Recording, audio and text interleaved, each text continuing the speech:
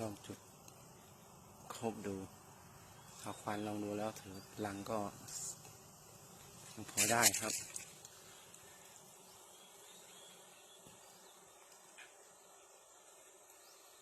ใช้ธูป4 ดอกเลยครับเพราะลังใหญ่วันก่อนไปเอามา4-5 ลังมีแต่ลังล้างๆยาวยังยาก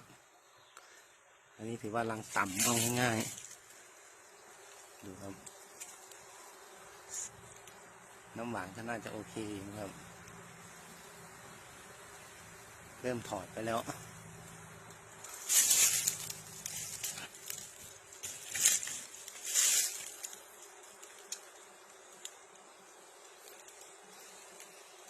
น้ำหวานก็ไม่เต็มเท่าไหร่